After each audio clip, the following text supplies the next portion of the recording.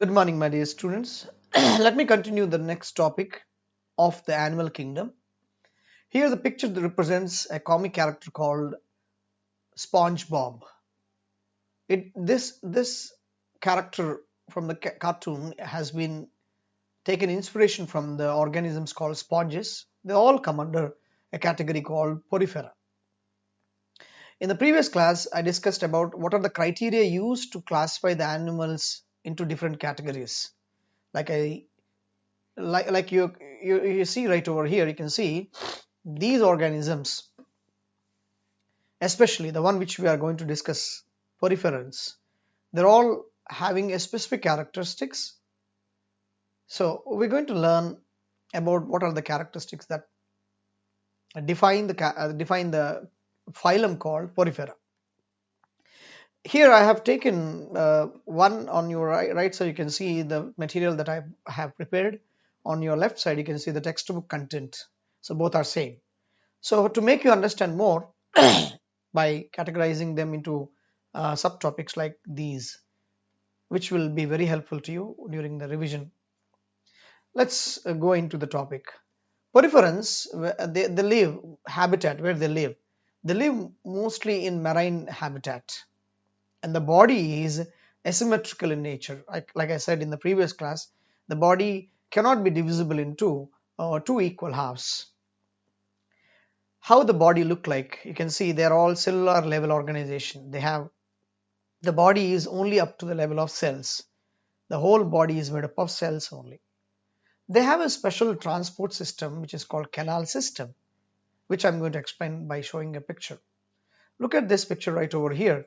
It is clearly visible that the body is made up of a cavity called spongocoel, and this is the external water medium. You can see the water move into the body through openings called ostium, and they occupy the spongocoel, and the water start moving out of the body through a big opening called osculum. So let me show you. Look at this right over here. This is how a typical sponge look like. Okay, so you can see there is a big opening called osculum being present right over here. This is osculum.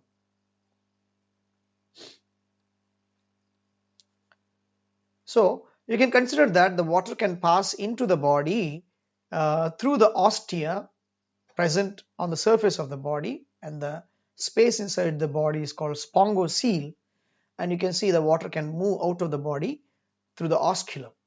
Now here they have mentioned that when the water is moving through the ostia, you can see the food gets captured, and even oxygen gets exchanged between the body and the water medium, and even excretion also takes place.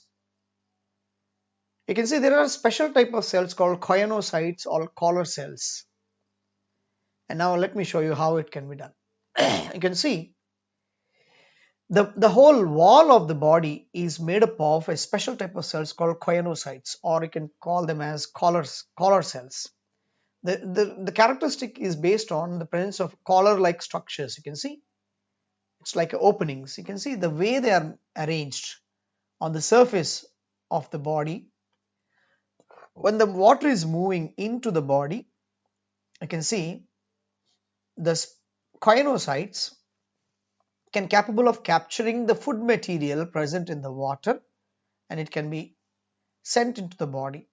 So during the same time, whatever the waste material that has been formed in the body can be expelled out, and even the oxygen present in the body, oxygen present in the water will be taken up into the body through the choanocytes.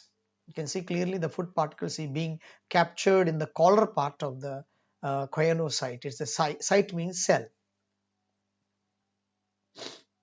Okay, and since the food is taken into the body, the digestion is intracellular. Intracellular, there are two types of terms you should be remembering: intra and inter. Inter and intracellular. Intercellular means in between the cells. So digestion taking place in between the cells is called intercellular. What do you mean by intracellular? The digestion that is taking place inside the cells is called as intracellular digestion. So intracellular digestion, so don't get confusion. Intercellular digestion is different, intracellular digestion is different. The body is supported by skeletal made up of spicules or spongin fibers. So remember that the body is so rigid and strong due to the presence of spicules in the body. Spicules or spongin fibers. You can see the reproduction. The reproduction is by it can be asexual and it can be sexual, but the body has no segregation of male and female. That's why a new term called hermaphrodite.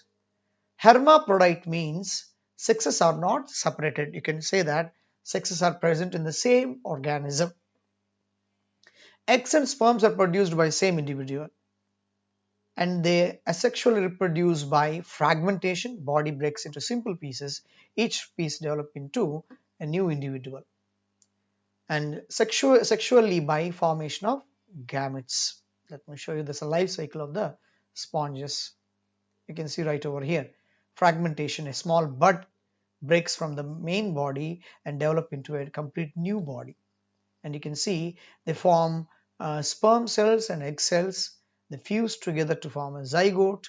The zygote develop into a larval stage. Having a larval stage is called, the development is called indirect development. Okay, so indirect development is another important term we should be learning. So indirect development involves where the whole body develop into a new individual through a larval stage. So larva settles on the bottom of the ocean and it will develop into a complete new organism. Okay, so it is mentioned here, right over here. Fertilization is internal. If the fusion of gametes takes place inside the body, it is called internal fertilization. Opposite is external, where the water is the medium in which male and female gametes are fused outside the body. That is called external fertilization. And even I mentioned here, indirect development means production of a new body called larval stage. And you can see the larval stage which morphologically distinct from the adult, so it will look different from the adult body. Like you can say frogs have a tadpole doesn't look like a adult body, right? Tadpole look most like a fish. So this kind of a thing happens in indirect development, and you can see there are some examples. Cycon, Spongilla and Euspongia are the different examples that is coming under poriferans. The characteristic, it look like a sponge that we commonly use.